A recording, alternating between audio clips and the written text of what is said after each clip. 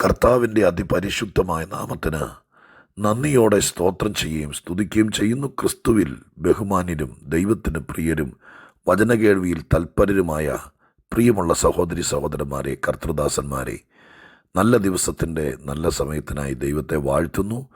മനോഹരമായിരിക്കുന്ന ഈ ഒരു നല്ല സുദിനം കൂടി സമ്മാനിച്ച ദൈവത്തിന് നന്ദിയോടെ സ്തോത്രം ചെയ്ത് സ്തുതിച്ച് മഹത്വപ്പെടുത്തുമ്പോൾ ദൈവവചനം കേൾപ്പാനും വചനത്തിൻ്റെ ആഴങ്ങൾ ഗ്രഹിപ്പാനും വചന വ്യാഖ്യാനം തന്നു വചനം ശ്രദ്ധിപ്പാനുള്ള അവസരം തന്നും നമ്മെ ഒരുപാട് കടാക്ഷിക്കുന്ന പരിശുദ്ധ ദൈവത്തിന് മഹത്വവും പുകഴ്ചയും കരയറ്റുന്ന കൂടെ വചനം കേൾപ്പാൻ താല്പര്യത്തോടെ കർത്തൃസന്നിധിയിലായിരിക്കുന്ന പ്രിയപ്പെട്ടവർക്ക് യേശുക്രിസ്തുവിൻ്റെ വിലയേറിയ നാമത്തിൽ വിനീതമായ സ്നേഹവന്ദനങ്ങൾ അറിയിക്കുന്നു. നാൾതോറും നമുക്കുള്ളതെല്ലാം പിടിച്ചു വയ്ക്കാതെ കരുതി വെച്ചത് നൽകി തന്ന് നമ്മെ ധന്യരാക്കുന്ന ദൈവത്തിൻ്റെ കരുണാ കടാക്ഷങ്ങൾക്ക് നന്ദിയും സ്തോത്രവും ദൈവത്തിന് അർപ്പിക്കുന്നു. ദൈവം നമ്മെ ഇന്നും വചനം കൊണ്ട് അനുഗ്രഹിക്കട്ടെ എന്ന പ്രാർത്ഥനയോടെ ആവലോടെ കാത്തിരിക്കുന്ന പ്രിയപ്പെട്ടവർക്ക് കർത്താവിൻ്റെ തിരുഹൃദയത്തിൽ കിടക്കുന്ന തിരുവിഷ്ടം തിരിച്ചറിയുവാൻ ഇതാ ഞാനൊരു വചനം വായിച്ച് നിങ്ങളുമായി ദൈവവചനത്തിലൂടെ പ്രബോധനം പങ്കുവയ്ക്കാൻ കർത്താവിൽ ശരണപ്പെടുന്നു. അപ്പോസ്തല പ്രവൃത്തിയുടെ പുസ്തകം, അപ്പോസ്തല പ്രവൃത്തി 5-ാം അധ്യായം 35-ാമത് വാക്യം ഞാൻ നിങ്ങളെ വായിച്ചു കേൾപ്പിക്കാം. അപ്പോസ്തല പ്രവൃത്തി 5-ാം അധ്യായം അതിൻ്റെ 35-ാമത്തെ വാക്യം.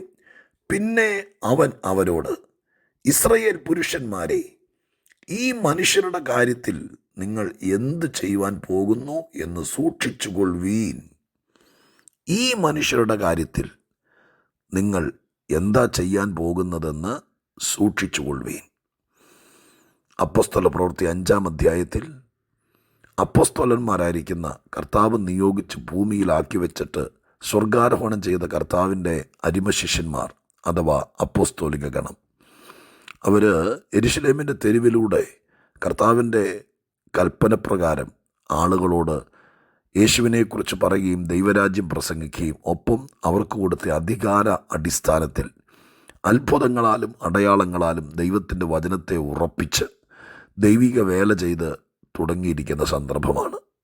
ദേവാലയ ഗോപുര പടിവാതിക്കലിരുന്ന മനുഷ്യനെ യേശുവിൻ്റെ നാമത്തിൽ വെള്ളിയും പൊന്നും ഞങ്ങൾക്കില്ല എന്ന് പറഞ്ഞ് കൈപിടിച്ചെഴുന്നേൽക്കപ്പിക്കവേ അമ്മയുടെ ഉദരം മുതൽ മുടന്തനായ മനുഷ്യൻ പള്ളിമുറ്റത്ത് അഥവാ ദേവാലയ പരിസരത്ത് ആളുകളെ അമ്പരപ്പിച്ചുകൊണ്ട് അസാധാരണമായിരിക്കുന്ന അത്ഭുതത്തിന് വിധേയപ്പെട്ടു.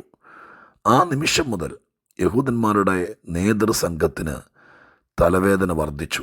യേശുക്രിസ്തുവിനെ ക്രൂശിച്ചതോടുകൂടെ പ്രശ്നങ്ങൾ കെട്ടടങ്ങി എന്ന് വിചാരിച്ചിരുന്ന പരീശന്മാരും പ്രമാണികളും അടങ്ങുന്ന യഹൂദ സംഘം പരിശുദ്ധാത്മാവിൻ്റെ ആഗമനത്തോടുകൂടെ അഥവാ മാളികമുറിയിൽ അപ്പോസ്തലന്മാരടങ്ങുന്ന ഒരു വലിയ സംഘം പരിശുദ്ധാത്മ നിറവ് പ്രാപിച്ച് അധികാരത്തോടെ ദൈവിക പ്രവർത്തികൾ ചെയ്യാൻ തുടങ്ങിയ സന്ദർഭം.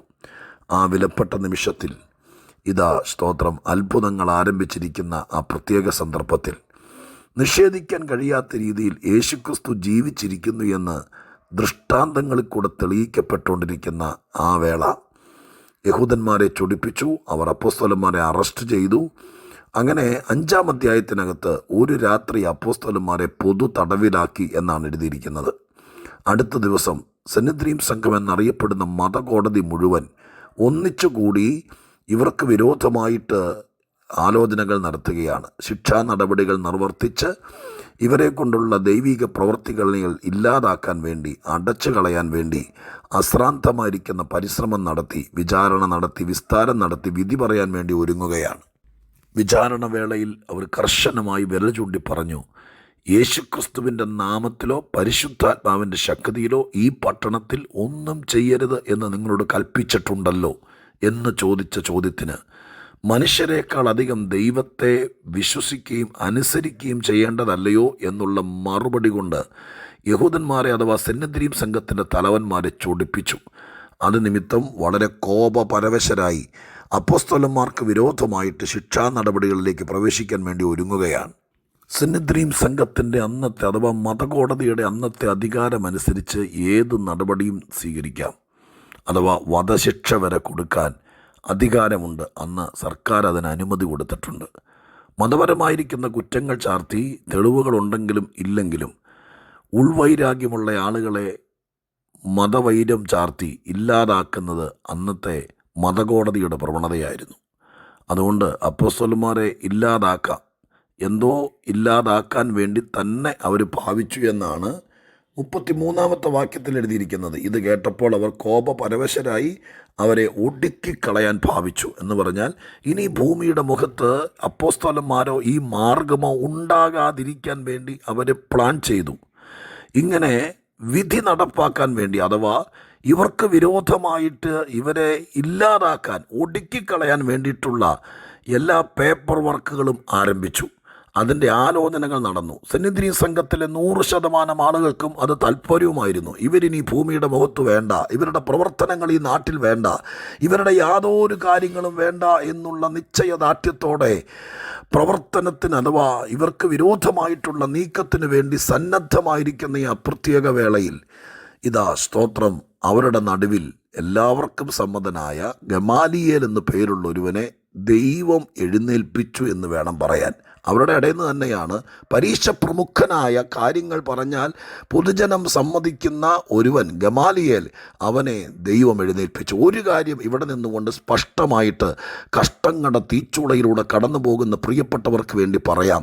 സർവശക്തനായ ദൈവം എല്ലാവരും പ്രതികൂലമാകുമ്പോഴും അവസാന നിമിഷത്തിൽ ആരെങ്കിലും ഒരാളെ അനുകൂലമായി എഴുന്നേൽപ്പിക്കാൻ, അതും 1000 പേർക്ക് തുല്യനായ ഒരുവൻ എഴുന്നേൽപ്പിക്കാൻ ദൈവത്തിൻ്റെ കയ്യിൽ ഇന്നും ആരെങ്കിലുമൊക്കെ കാണും. ദൈവമക്കളെ, ഞാനൊരു കാര്യം ഇന്നത്തെ സന്ദേശത്തിൻ്റെ വെളിച്ചത്തിൽ ഏറെ ആകുലരോ ഏറെ പ്രതിസന്ധിയിൽ കൂടെ കടന്നു പോകുന്നവരോ ഉണ്ടെങ്കിൽ, അഥവാ ഈ മാർഗത്തിൻ്റെ പ്രത്യേകത, ദൈവികമായ ബന്ധത്തിൻ്റെ, അഥവാ ദൈവത്തെ അനുസരിച്ച് ജീവിക്കുന്നവർക്ക് ലഭിക്കുന്ന പ്രത്യേകതകളെക്കുറിച്ച് ഒരു വാക്കിൽ ഓർപ്പിക്കാം. എൻ്റെ കർത്താവ് നിനക്ക് വേണ്ടി ദൈവത്തോട് പറ്റിച്ചേർന്ന് ദൈവത്തിൻ്റെ കൽപ്പന അനുസരിച്ച് ദൈവത്തിന് വേണ്ടി സാക്ഷിയായി ജീവിക്കുന്നവനാണെങ്കിൽ, ജീവിതത്തിൻ്റെ ഇതുപോലത്തെ പ്രതിസന്ധി ഘട്ടത്തിൽ വിധി പറഞ്ഞൊടുക്കിക്കളയാൻ വേണ്ടി എല്ലാ കാര്യങ്ങളും ചെയ്ത് അപമാനിപ്പാനോ ഇല്ലാതാക്കാനോ വേണ്ടിയിട്ടുള്ള ഗൂഢമായ പ്രവൃത്തികൾക്ക് വിധേയപ്പെടുന്ന സന്ദർഭം, ആ വേളയിൽ ആരെങ്കിലും ഒരാളെ ദൈവം കണ്ടുവച്ചിരിക്കും. അതിൻ്റെ ഒത്തിരി ഒത്തിരി ഒത്തിരി ഒത്തിരി തെളിവുകൾ വേദപുസ്തകത്തിനകത്തുണ്ട്. നിങ്ങളുടെ ഓർമ്മയിലും കണ്ടേക്കാം, ഞാനത് വിസ്തരിക്കാൻ ആഗ്രഹിക്കുന്നില്ല. ആ മനുഷ്യൻ ഗമാലിയേൽ എഴുന്നേറ്റ് നിന്നിട്ട് ഒറ്റ ചോദ്യമാണ് കോടതിക്കകത്ത് നിന്നുകൊണ്ട്. അവരുടെ ഭാഗത്തെ ആളാണ്, അവരിലൊരാളാണ്, പരീക്ഷ പ്രമുഖനാണ്. പക്ഷേ ചോദ്യം ദൈവം പറയിപ്പിച്ചതുപോലെയാണ്. ആ ചോദ്യം ഇതാണ്: ഇസ്രായേൽ പുരുഷന്മാരെ, ഈ മനുഷ്യരുടെ കാര്യത്തിൽ നിങ്ങൾ എന്ത് ചെയ്യാൻ പോകുന്നു എന്ന് സൂക്ഷിച്ചു കൊള്ളുക. അതിനകത്തുനിന്ന് 2 കാര്യം കൂടി പറയട്ടെ. നാം ദൈവത്തിൻ്റെ മക്കളാണ്, നാം ദൈവത്താൽ നിയന്ത്രിക്കപ്പെടുന്നവരാണ്, നാം ദൈവത്തിനുള്ളവരാണ്. അതുകൊണ്ട് നമുക്ക് വിരോധമായി എന്തൊക്കെയോ ചെയ്യാൻ പ്ലാനുണ്ട്. അതല്ലേ അതിൻ്റെ ധ്വനി? ഈ മനുഷ്യർക്ക് വിരോധമായി എന്ത് ചെയ്യാൻ പോകുന്നു? നിനക്ക് വിരോധമായി, നിൻ്റെ കുടുംബത്തിന് വിരോധമായി ആരൊക്കെയോ എന്തൊക്കെയോ ചെയ്യാൻ വേണ്ടി ഗൂഢമായി പ്ലാൻ ചെയ്യുമ്പോൾ, നീ അറിയാതെ നിൻ്റെ തകർത്ത് കളയാൻ വേണ്ടി ചില പദ്ധതികൾ തയ്യാറാക്കുമ്പോൾ, എൻ്റെ ദൈവം ആരെക്കൊണ്ടെങ്കിലും ചോദിപ്പിക്കും. ഇവർക്ക് വിരോധമായി, ഇവന് വിരോധമായി, ഇവൾക്ക് വിരോധമായി നീ എന്ത് ചെയ്യാൻ പോകുന്നു എന്ന് സൂക്ഷിക്കുക. പ്രിയപ്പെട്ടവരെ, നിനക്ക് വിരോധമായി അത് ചെയ്യുന്നു, ഇത് ചെയ്യുന്നു, ഇങ്ങനെ ചെയ്യുന്നു എന്നൊക്കെ നിൻ്റെ മനസ്സിനകത്ത് ഭയങ്കര പേടി കണ്ടേക്കാം. മനുഷ്യ സഹജമാണ്. നമുക്കറിയില്ല, ചിലർ നമ്മളെ ഒതുക്കിക്കളയാൻ വേണ്ടി എപ്പോഴും നമ്മളിൽ പലരും ആശങ്കപ്പെടുന്നത് പോലെ അന്ധകാര ശക്തികളെ കൂട്ടുപിടിച്ച് കണ്ണുകൊണ്ട് കാണാൻ കഴിയാത്ത രീതിയിൽ വാളും ആയുധം എടുക്കാതെ ഗൂഢമായി പ്രവർത്തിച്ചുകൊണ്ട് നമ്മൾ ഒരിക്കലും പൊങ്ങാതിരിപ്പാൻ, വളരാതിരിപ്പാൻ, രക്ഷപ്പെടാതിരിപ്പാൻ, വേര് പിടിക്കാതിരിപ്പാൻ, സമാധാനത്തോടെ ജീവിക്കാതിരിപ്പാൻ, കുടുംബം ഭദ്രമാകാതിരിപ്പാൻ, ഒന്നിച്ച് നടക്കാതിരിപ്പാൻ, 2 പേരെ 2 അറ്റത്താക്കാൻ, ചതറിച്ച് കളയാൻ, പിരിച്ചു കളയാൻ, ഇതിനൊക്കെ വേണ്ടിയിട്ട് വലിയ പ്ലാനുകൾ തയ്യാറാക്കുമ്പോൾ സ്വർഗത്തിലെ ദൈവം ഒരു കാര്യം ഒറ്റയാളെ കൊണ്ട് ചോദിപ്പിച്ചാൽ മതി, ഭൂരിപക്ഷമൊന്നും വേണ്ട. ഈ മനുഷ്യരുടെ കാര്യത്തിൽ എന്ത് ചെയ്യാൻ പോകുന്നു എന്ന് സൂക്ഷിച്ചു കൊള്ളുക. ഈ ദിവസങ്ങളിൽ സ്വർഗസ്ഥനായ ദൈവം അങ്ങനെ ഒരു വാക്ക് ആരെക്കൊണ്ടെങ്കിലും ചോദിപ്പിച്ചാൽ വിധിയുടെ ഗതി തിരിഞ്ഞൊഴുകും. ഇവിടം മുതൽ ടിസ്റ്റ് നടക്കുകയാണ്. അതുവരെയും ഒടുക്കിക്കളയാൻ വേണ്ടി എല്ലാവരും ഫയൽ ഒപ്പ് ചെയ്യാൻ വേണ്ടി പോവുകയാണ്. ഇതൊരു കോടതിയല്ലേ? എല്ലാവരുടെയും സമ്മതത്തോടെ ഈ കാര്യം തീരുമാനിച്ച് ഇവരിനി ഭൂമിയുടെ മുഖത്ത് വേണ്ട എന്ന് പറഞ്ഞുകൊണ്ട് ഒപ്പുവെക്കാൻ തീരുമാനിച്ചിരിക്കുന്ന വിധിയുടെ അവസാന ക്ലൈമാക്സിൽ സ്വർഗത്തിലെ ദൈവം ഒറ്റ ചോദ്യം കൊണ്ട് കാര്യം തിരിച്ചുവിട്ടു. ചോദ്യം ഇതാണ്: ഇവരുടെ കാര്യത്തിൽ നിങ്ങൾ എന്ത് ചെയ്യാൻ പോകുന്നു എന്ന് സൂക്ഷിച്ചുകൊള്ളുക. ഒറ്റ ചോദ്യം മതി ദൈവമക്കളെ. നിനക്കെതിരെ വന്നിരിക്കുന്ന വിഷയത്തിൻ്റെ ഗതി തിരിഞ്ഞൊഴുകും. ഞാൻ അത് തന്നെ പ്രാർത്ഥിക്കുക മനസ്സിനകത്ത്. നിന്നെ സമാധാനം കെടുത്താൻ, നിൻ്റെ ജീവിതം തകർത്ത് കളയാൻ, നിന്നെ വിശ്വസിച്ചിട്ട് കഥയില്ല എന്ന് വരുത്തി തീർക്കാൻ, നിൻ്റെ ദൈവത്തിന് കഴിവില്ലാത്തവൻ എന്ന് പറഞ്ഞു തീർക്കാൻ, വിളിച്ചിറക്കിയവനെ വഴിത്തലക്കിൽ വെച്ച് തകർത്ത് കളഞ്ഞു എന്ന് ശത്രുവിനാഘോഷിപ്പാൻ ഒരു വലിയ കരുനീക്കം നടക്കുന്നുണ്ടായിരിക്കാം. പക്ഷെ ദൈവത്തിൻ്റെ വിശ്വസ്തത ആരെ കൊണ്ടെങ്കിലും ചോദിപ്പിക്കും. നിൻ്റെ കാര്യത്തിൽ എന്ത് ചെയ്യാനാ പ്ലാൻ? ഒറ്റ ചോദ്യം. ഞാൻ ഒന്നുകൂടെ കിടത്തി പറയാം. നിൻ്റെ വിഷയത്തിൽ, ഞാൻ എന്നെ കേൾക്കുന്ന നിങ്ങളോട് പറയുന്നത്, ഈ മനുഷ്യരുടെ കാര്യത്തിൽ എന്നത് നിങ്ങളുടെ പേരവിടെ എഴുതി ചേർക്ക്. എന്നിട്ട് പറ, ഞാൻ എന്നെക്കുറിച്ച് പറയുകയാണെങ്കിൽ ഷാജി അമ്പോൾ എന്ന എൻ്റെ കാര്യത്തിൽ ആരെന്ത് കൈ കടത്തിയാലും സ്വർഗത്തിൽ നിന്ന് ചോദിക്കും, എൻ്റെ ദാസനായ ഷാജിയുടെ കാര്യത്തിൽ നിങ്ങൾ എന്ത് ചെയ്യാൻ പോവുകയെന്ന് സൂക്ഷിച്ചോളണം. തോന്നുന്നത് ചെയ്യാൻ ദൈവത്തിൻ്റെ മക്കളോടൊന്ന് ദൈവം അനുവദിക്കുകയില്ല. അങ്ങനൊരു ബന്ധം സൂക്ഷിച്ചാൽ മതി.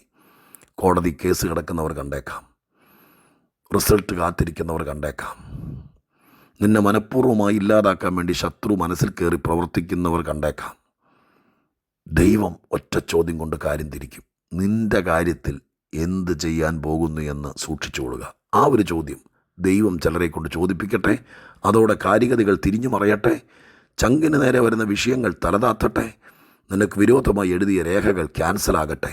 ഒപ്പുവെക്കാൻ ഒരുങ്ങിയിരിക്കുന്ന ചില ഗൂഢാലോചനകൾ നിനക്കെതിരെ, നിൻ്റെ കുടുംബത്തിനെതിരെ തകർത്ത് കളയാൻ വേണ്ടിയിട്ട്, ഇല്ലാതാക്കാൻ വേണ്ടിയിട്ട്, കരയിപ്പിക്കാൻ വേണ്ടിയിട്ട്, തോറ്റു എന്ന് പറയിപ്പിക്കാൻ വേണ്ടിയിട്ട് എഴുതിക്കൂട്ടി വെച്ചിരിക്കുന്ന വലിയ ഫയൽ കെട്ടുകൾ അത് നിർവീര്യമാകട്ടെ.